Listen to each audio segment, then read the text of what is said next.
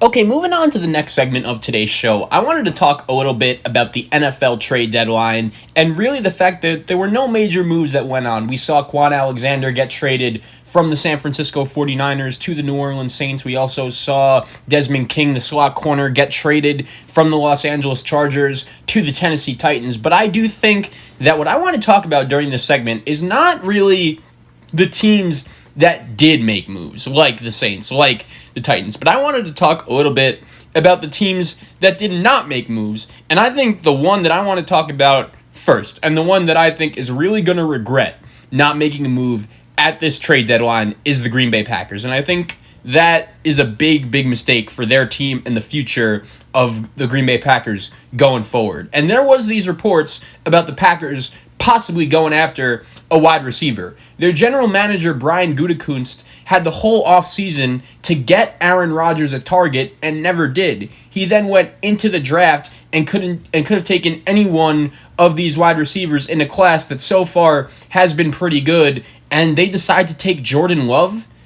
Then you draft a running back in A.J. Dillon that, to be honest, you don't even need with Aaron Jones and Jamal Williams. Then you get to the deadline and they can't agree on value for Will Fuller.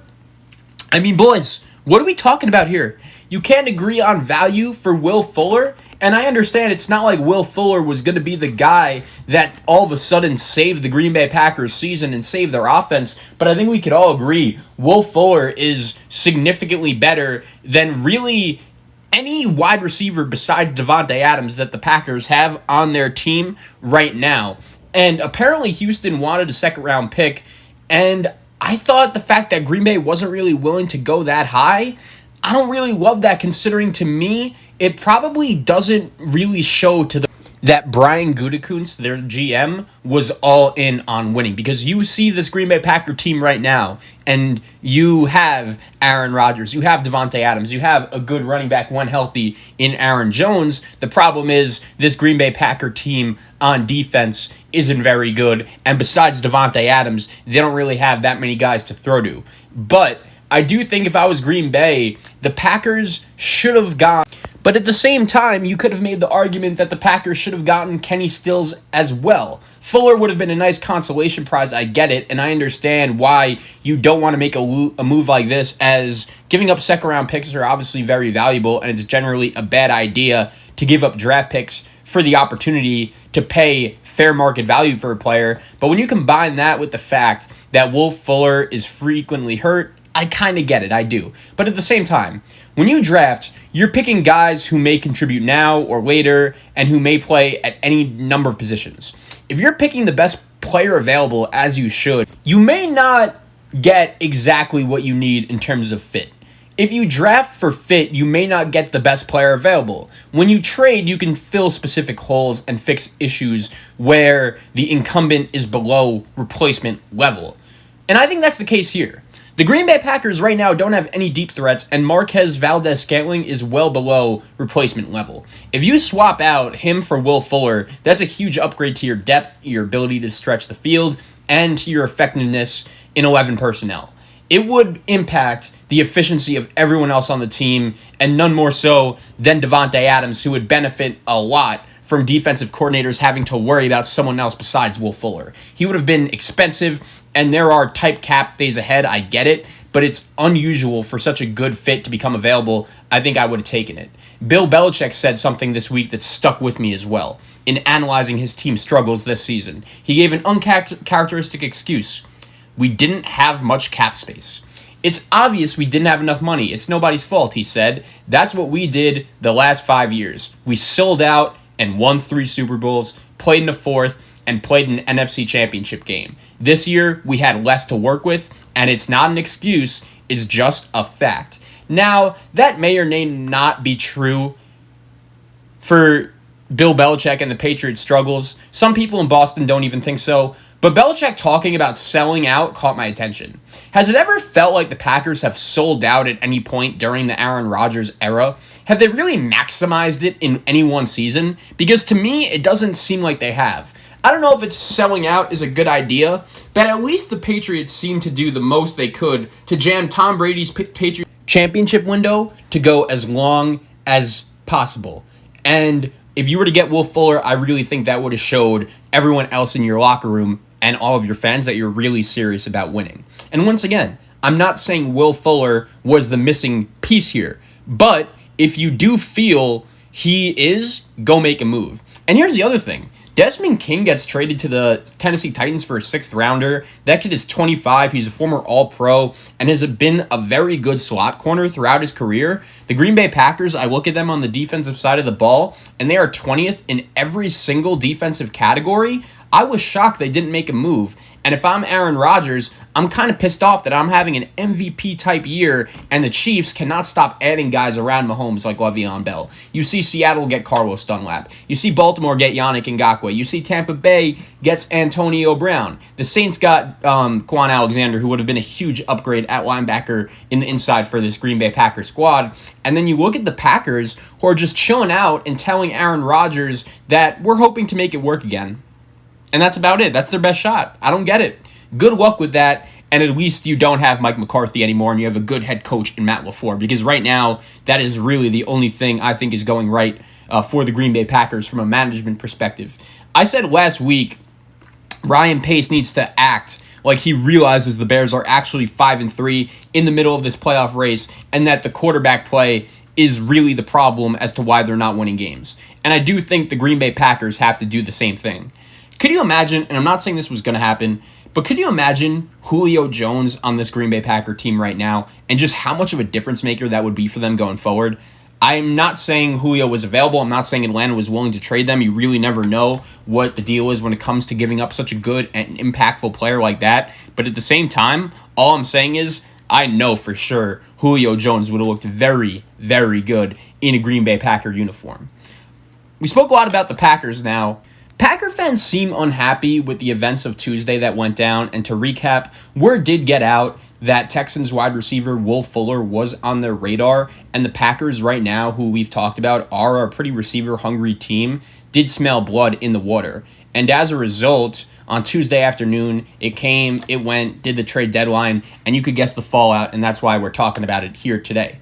So I can tell you what happened.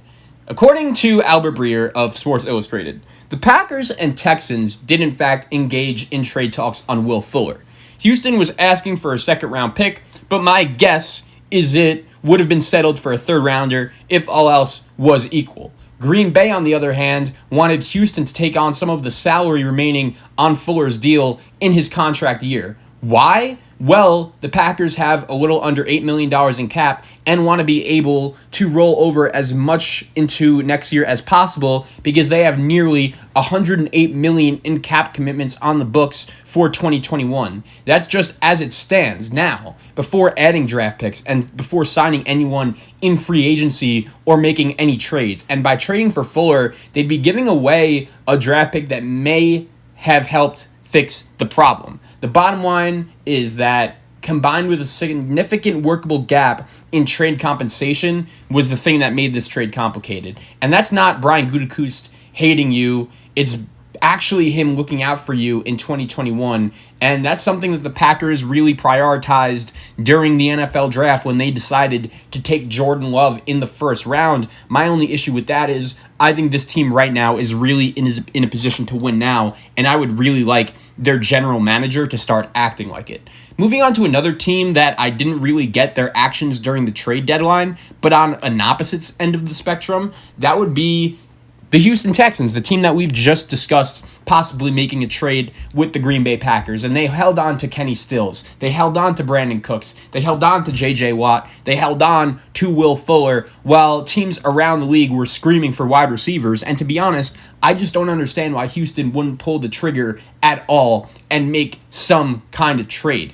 I don't get it. It's like that they don't know where they're at. And I get it. It's hard to just give away players, especially when you're a team with a very good quarterback like Deshaun Watson is. But did the Texans not realize that they don't have any draft picks to speak of? And you hate to take away weapons from Deshaun Watson, especially when over the last couple of years, I've spoken so much about how Houston has just really not built the team around him with the right support in order to get the job done. But yeah, you don't have any picks to speak of. And Deshaun Watson is about to go into his owner's office and say, I'm Deshaun Watson. I'm about the future, and I know we are going nowhere, so whatever you have to do to make us a more competitive team, I'm here for it. I don't get it, really. Are you going to re-sign Will Fuller? Because if not, what are you getting back for him? A compensation pick? Why wouldn't you trade him? I get J.J. Watt is an icon and a face of the franchise, but he's 31, and you are not winning a Super Bowl with him. Move on and move him and accept that you screwed up his entire prime. Because basically, when I look at this Houston Texan team, that is exactly what Cal McNair did by hiring Bill O'Brien. That was the kind of move that sets just a franchise back for a significant amount of years. And it's going to be very long, I think, until the Houston Texans could finally go over the hump. The fact that they made no NFL trades during the deadline, I think, is a big problem. And the Texans were looking for a second-round pick in exchange for Will Fuller. Unfortunately, no one was willing to accept that. And ultimately, I think even though Houston, they don't have any draft picks, that's a big mistake going forward.